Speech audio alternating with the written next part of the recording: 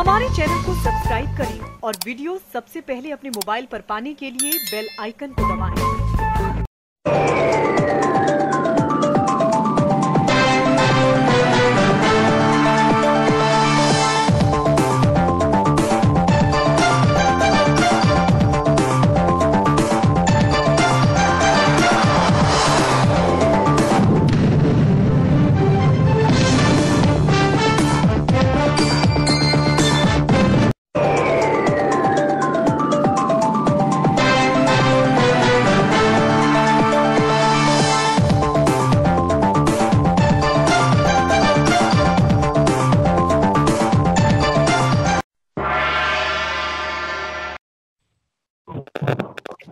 नमस्कार, मैं हूं अनिल वर्मा शेखर। रात के 10 बजे हैं और ये समय है बिग बुलेटिन का। बिग बुलेटिन में आज हम चर्चा करेंगे कोविड के प्रबंधन को लेकर के। ये जो सरकारी प्रेस रिलीज जारी हुई है उत्तर प्रदेश सरकार की ओर से, उसमें उसका शीर्षक है यूपी सरकार के कोविड प्रबंधन का कायल हुआ WHO। ये शीर्षक है सरकारी प्रेस नोट का। और दूसरी ओर स्थिति ये है कि जो आंकड़े हैं कोविड के, उन्हें कम करने के लिए सरकार ने टेस्टिंग कम कर दी है। एक दूसरी सूचना ये आई है कि झांसी के 4 विधायकों ने पत्र लिखा है मंत्री को। रवि शर्मा सदर से विधायक हैं, बबीना से राजीव सिंह परीक्षा विधायक हैं, मोरानी से बिहारी लाल विधायक हैं, गरौठा से जवाहरलाल राजपूत विधायक हैं। उन्होंने कहा है कि स्थितियां बहुत खराब हो रही हैं। हम जो कर सकते थे, जितना कर सकते थे उतना हमने कर लिया। अब सरकार कुछ करे, क्योंकि लोग चौखट पर दम तोड़ रहे हैं और स्थितियां हाथ से निकलती जा रही हैं। इस बीच देश के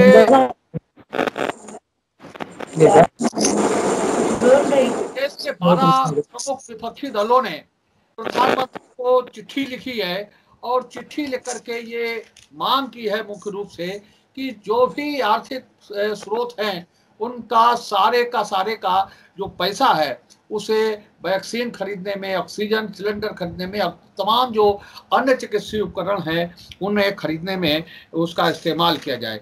जिन नेताओं ने चिट्ठी लिखी है उनके नाम है Sonia Gandhi, HD. Deve Gowda, Sharad Pawar, Uddhav Thackeray, Mamata Banerjee, M.K. Stalin, Hemant Soren, Tejashwi Yadav, Akhilesh Yadav, Sitaram Yechury, D राजा और फारूक अब्दुल्ला।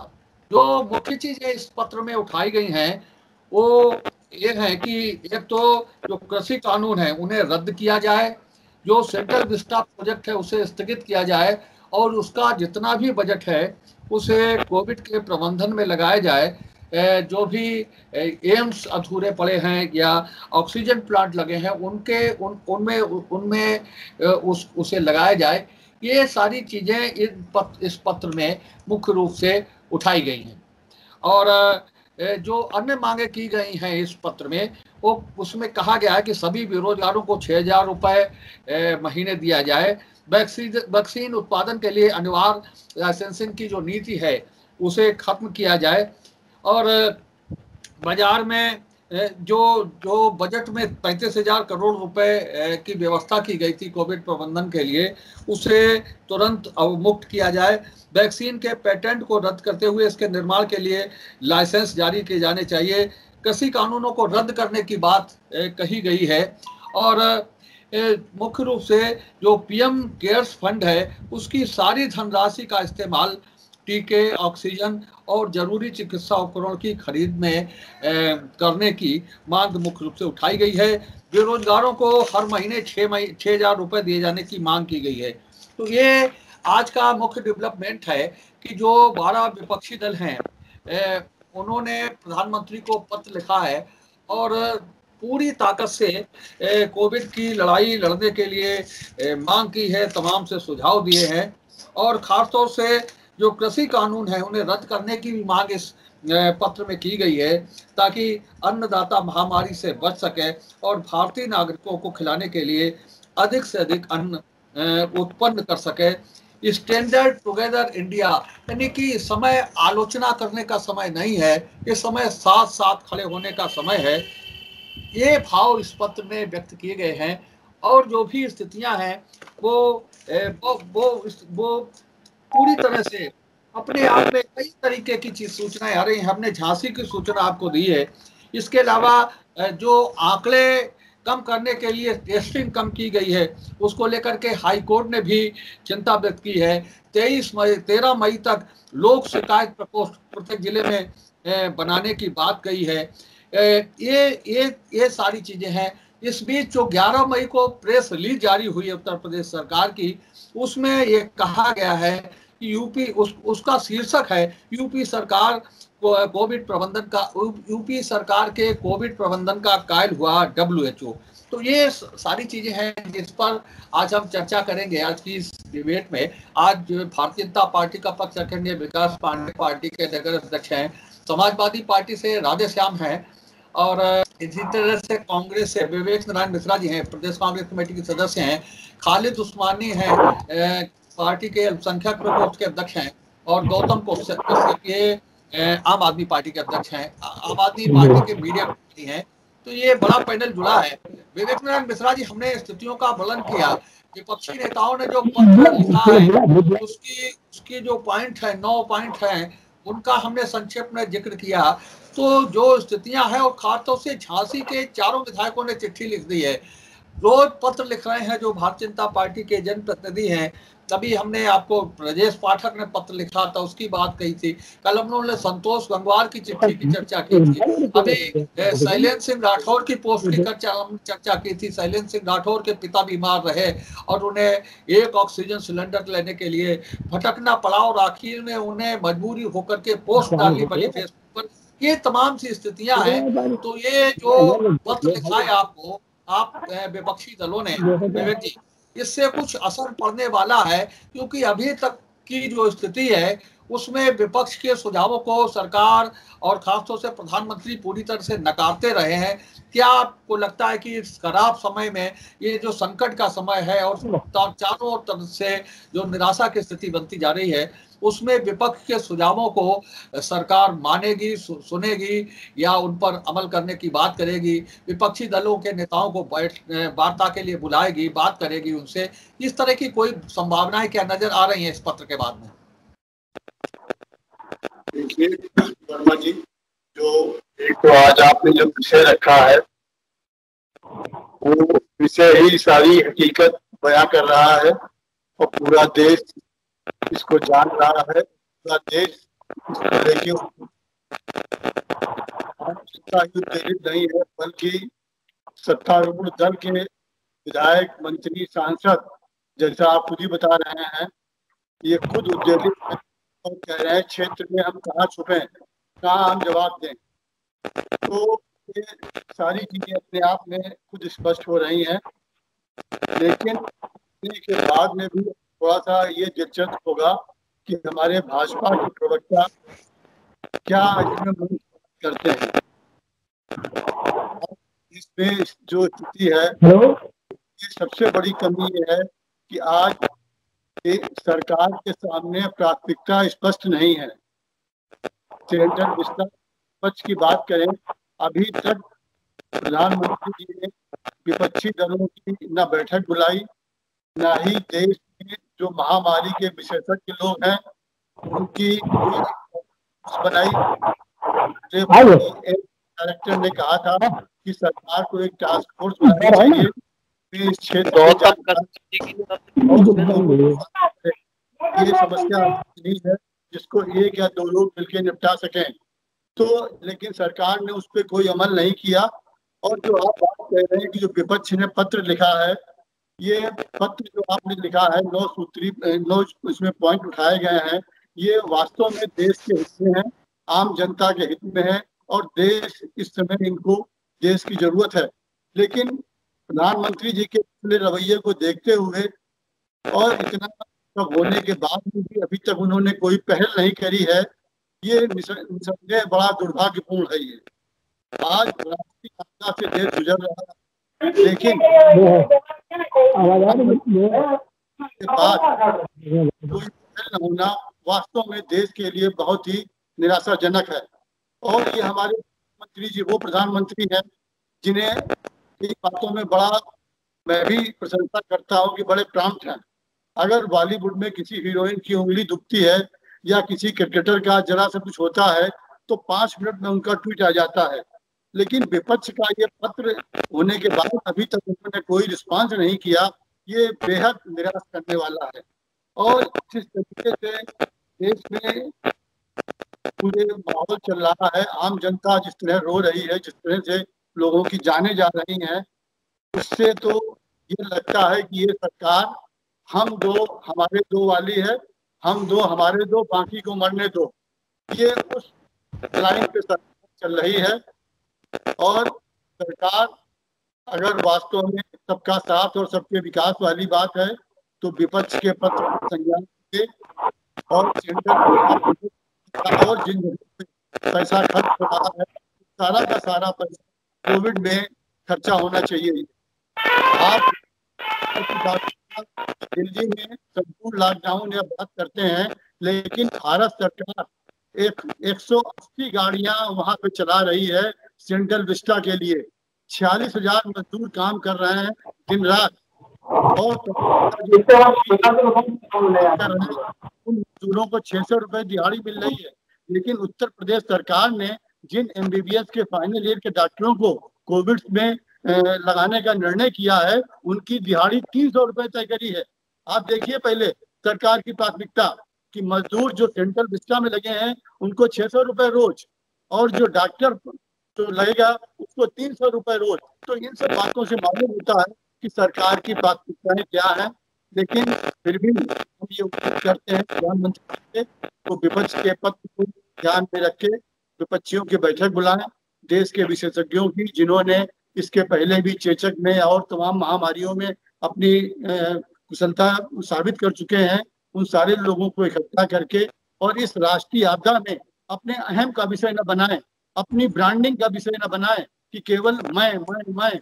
ये दो लोगों के पहले ही लोग कह चुके थे। WHO ने कहा था कि ये एक दो लोगों को हल करने का विषय नहीं है, इसमें सब लोगों को मिलकर लड़ना चाहिए। वही विपक्ष कह रहा है और मुझे उम्मीद है कि माननीय प्रधानमंत्री जी जो बड़े प्रॉम्प्ट हैं इसमें तत्काल पहल करके देश को राहत की ओर ले जाएंगे।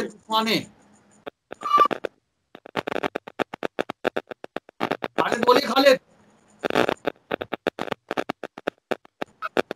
अरे खालिद उस्मानी बोलिए। हाँ बोलो बोलो। अरे बोलो भाई, आवाज नहीं आ रही।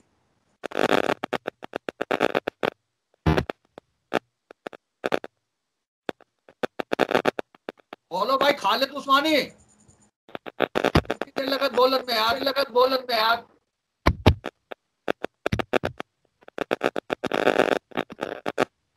बोलो जी।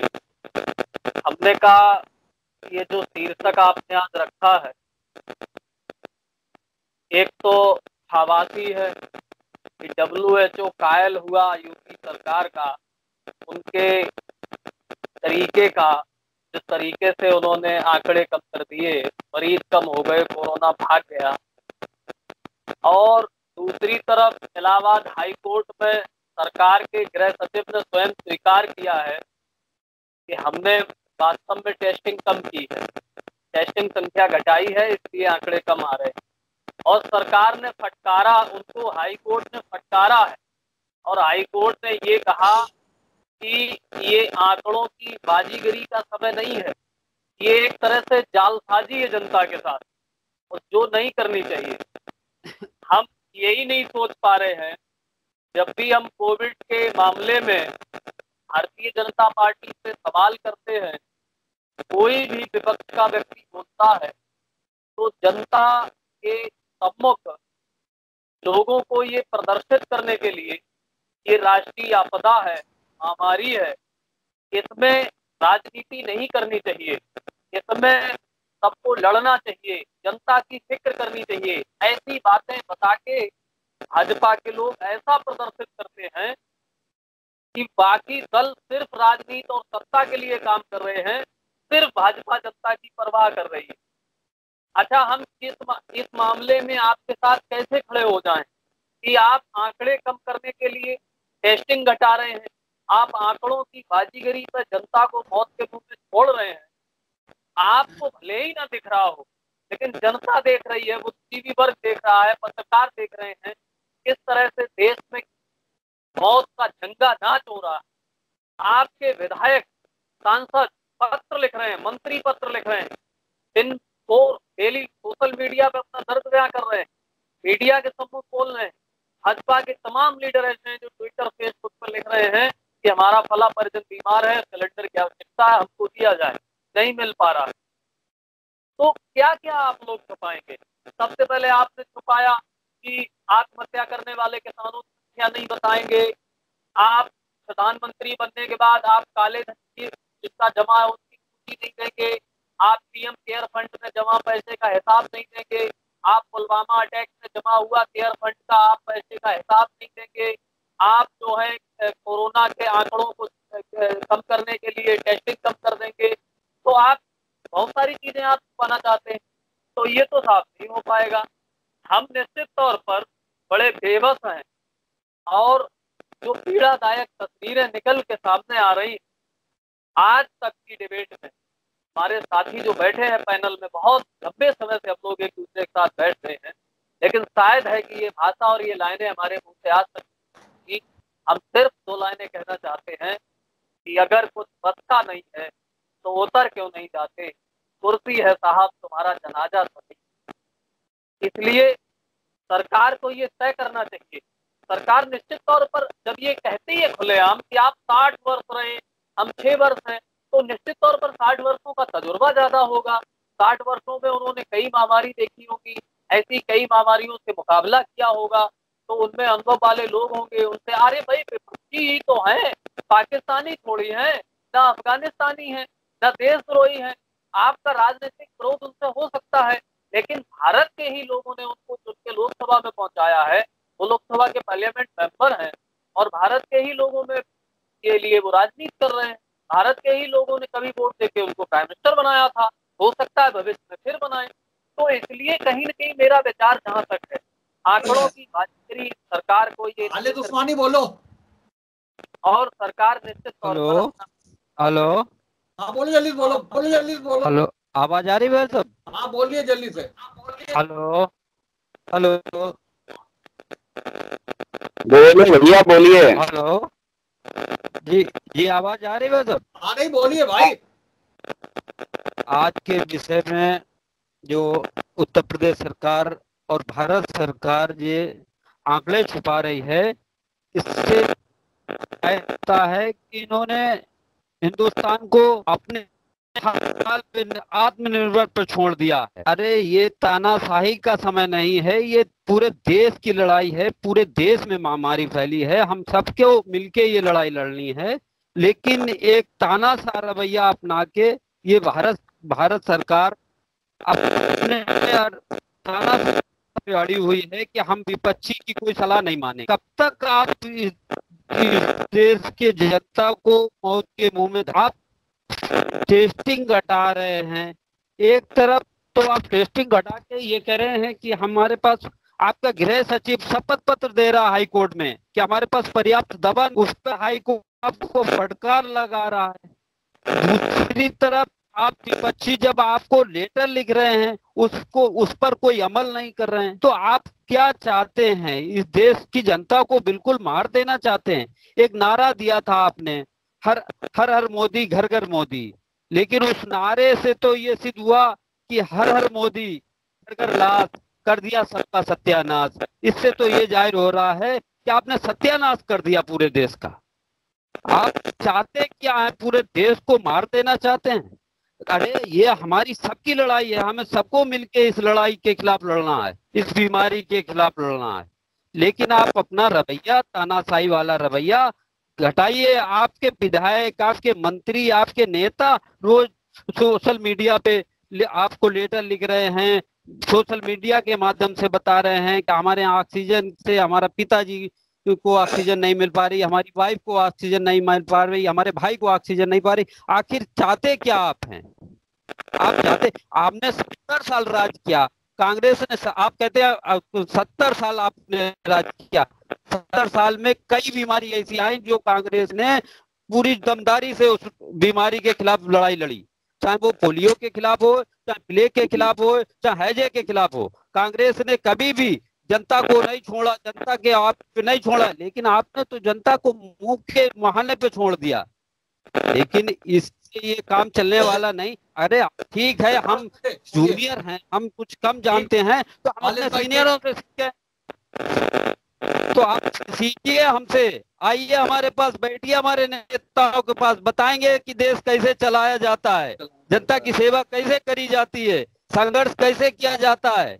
अरे सीखिए तो कम से कम आके।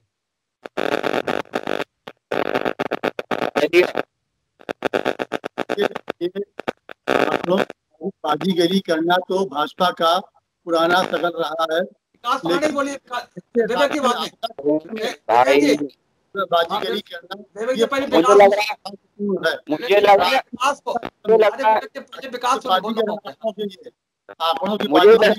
रहा है विवेक जी बोलना चाहते हैं, बोल लेने दीजिए, जब समय बचे तो बाजीगरी कर रहे हैं। बहुत देर हो जाएगी भाई, समय बचेगा नहीं विकास भाई, समय बचेगा नहीं, बहुत देर हो जाएगी। बाकी तो उनका रिकॉर्ड है, विकास सुनो भाई, ये उसके मास्टर हैं ये। और आज भाजपा के अहंकार ने भारत सरकार के, आज सोचिए कि 18 करोड़ लोगों को इन्होंने अपने व्यवसाय से हाथ धोना पड़ा, सिर्फ भाजपा सरकार के अहंकार के पीछे। बोलो।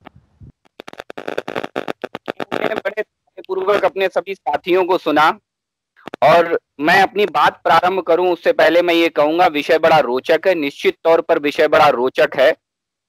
दूसरी चीज, जहां तक उत्तर प्रदेश के आपने कहा है कि आंकड़ों की बाजीगरी, आंकड़ों की बाजीगरी बिल्कुल नहीं है। मैं आपको कुछ आंकड़े देता हूं, आपको चीजें स्वतः ही स्पष्ट हो जाएंगी।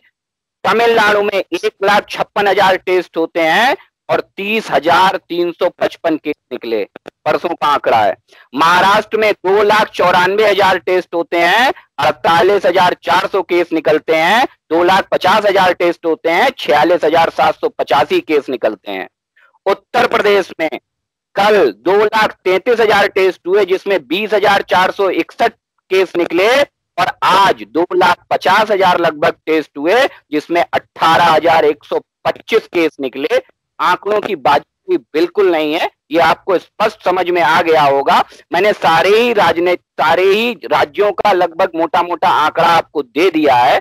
सारे राज्यों में, दूसरी बात, डब्ल्यूएचओ ने जिस तरीके से उत्तर प्रदेश के शासन और प्रशासन और कार्यशैली की प्रशंसा की है, मुझे लगता है राजनीतिक विरोधियों को ये दिक्कत हो सकती है कि डब्ल्यूएचओ ने भाजपा की प्रशंसा कैसे कर दी, भाजपा उत्तर प्रदेश सरकार की प्रशंसा कैसे कर दी। ये उनके लिए विषय हो सकता है, क्योंकि वो राजनीति से ओतप्रोत हैं। वो मुझे उनसे इस पर अपेक्षा भी हो सकती है। जिसमें आप 1,000 मीट्रिक टन से ज्यादा ऑक्सीजन की गई, ये रिकॉर्ड है, अपने में ये रिकॉर्ड। दूसरी बात, शिक्षा में और कह दूं, आदरणीय योगी जी जब से कोरोना निगेटिव होकर के वापस आए हैं, उन्होंने बहुत जबरदस्त रूप से अपना प्रबंधन अपने हाथ में लिया है। आज 9 से ज्यादा बड़े स्वास्थ्य अधिकारियों का उन्होंने ट्रांसफर किया है। उसके बाद उन्होंने हर मंडल में तीसरी लहर की आशंका को देखते हुए 100 पीडियाट्रिक आईसीयू बेड के हॉस्पिटल के निर्माण के लिए तत्काल प्रभाव से जुटने का काम किया है। दूसरी चीज, मैं एक बात कहना चाहता हूं, अभी सेंट्रल विस्टा प्रोजेक्ट पे कांग्रेस बड़े बड़े भाषण दे रही थी। छत्तीसगढ़ के नए विधानसभा कैंपस को कौन बना रहा है? कांग्रेस बताएगी। दोहरी राजनीति मैं कह रहा हूं, एक तरफ तो कहता है कि साहब राजनीति मत करो, राजनीतिक विरोध हो सकता है, लेकिन राजनीति करने से बाज भी नहीं आते। मैं कहता हूं कि इनके लिए आपदा में अवसर है, कोरोना में अवसर ढूंढ रहे हैं जो वैक्सीन लगा दे। वैक्सीन लगवाने में उदासीनता फैला रहे थे। आदरणीय राहुल गांधी जी जब कोरोना पॉजिटिव हो गए तो उन्होंने देखा कि आपदा में अवसर ढूंढने के लिए उन्होंने बंगाल में एक पासा फेंका कि 18 तारीख को घोषणा की कि साहब जो है वो हम बंगाल में रैली नहीं राहुल गांधी करेंगे। और दुर्भाग्य देखिए कोरोना का साहब कि कोरोना साहब उन्हें 20 तारीख को हो गया। ये कितना बड़ा आप राजनैतिक प्रपंच का इससे बढ़िया उदाहरण आपको नहीं देखने को मिलेगा। दूसरा, पोलियो मुक्त, अभी आपने कहा है कि ये वैश्विक महामारी है, बड़ी बड़ी बातें की कांग्रेस प्रवक्ता ने। पोलियो मुक्त करने में कांग्रेस सरकार को कितना समय लगा था? अगर कांग्रेस के प्रवक्ता जरा भी शर्मदार हैं तो अपने गिरेबान में झांक के देखें, वो भी एक महामारी थी, उसे कितना समय लिया था कांग्रेस प्रवक्ता ने। बड़ा धैर्य का विषय है। एक जब युद्धक परिस्थितियां होती हैं इस देश में तो हम सब विपक्षी एकजुट होकर के खड़े होते हैं, वरना याद करिए 71 की लड़ाई सारे विपक्षी एक साथ खड़े थे इंदिरा जी के साथ। सबने कहा था कि देश के साथ हम खड़े हैं, इंदिरा जी जैसा फैसला लेंगे पूरा विपक्ष उनके साथ है। लेकिन ये उससे भी बड़ी आपदा है, ये महामारी है, उससे भी कई गुना बड़ी आपदा है। मगर क्या कर रहे हैं? पत्र लिख रहे हैं, राजनीति कर रहे हैं, वैक्सीन को, वैज्ञानिकों की वैक्सीन को भाजपा की वैक्सीन बता रहे हैं। ये सब कौन कर रहा है? ये सारे विपक्षी कर रहे हैं। इसके अलावा इनके पास कोई व्यवस्था बची नहीं है। दूसरा, बाकी दल सत्ता के लिए काम करते हैं। अभी हमारे एक समाजवादी प्रवक्ता ने कहा कि सत्ता के लिए काम करते हैं। भाई साहब, ये सत्ता के लिए नहीं तो क्या काम है?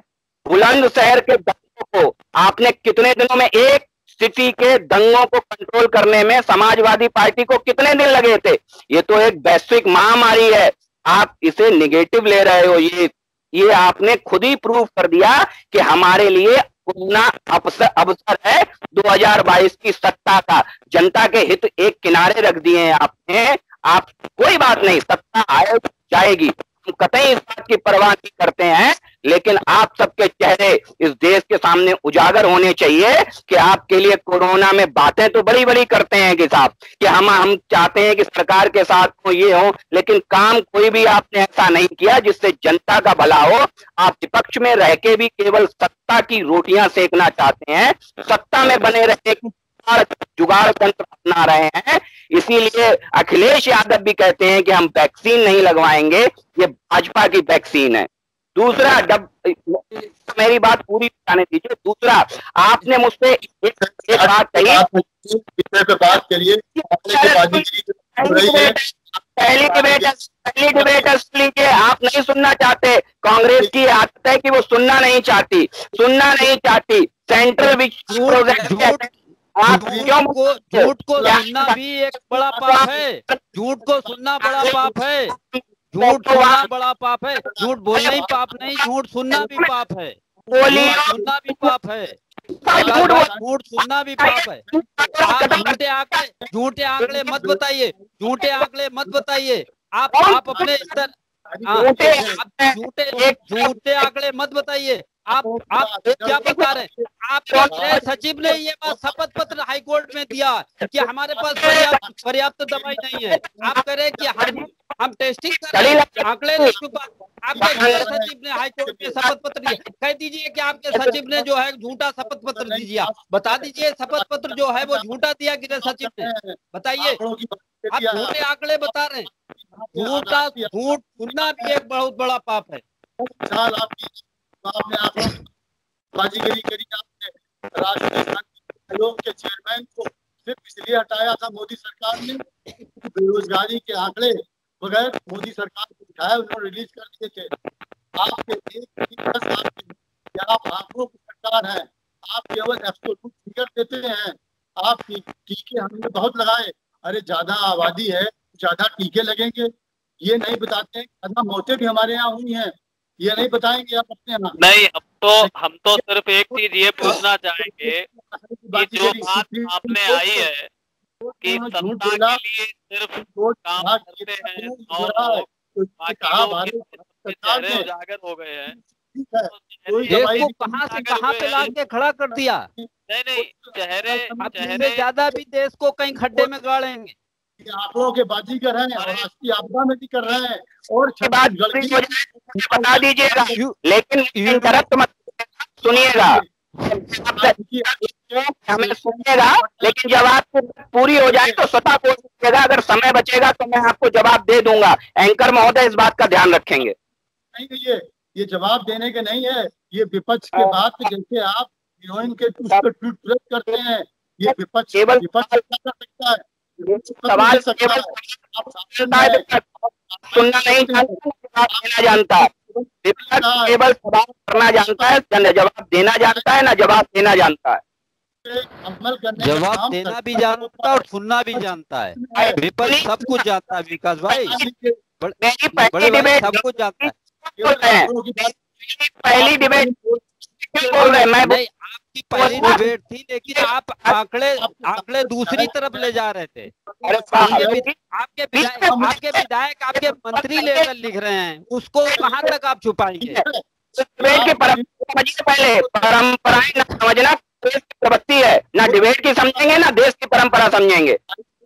में ले रहा है लोगों की मौतों को, देश की परंपराएं हमें समझाएंगे आप? अरे भाई, डिबेट में बोलना नहीं होता भाई साहब, बोलना नहीं होता है। मुझे सुन लीजिए, अगर धैर्य हो तो कीजिए। एक सवाल धैर्य रखा जाए, कब तक धैर्य रखा जाए? कब तक धैर्य रखा जाए? है और कांग्रेस और सपा के लोग सत्ता पे काबिज हो जाएंगे।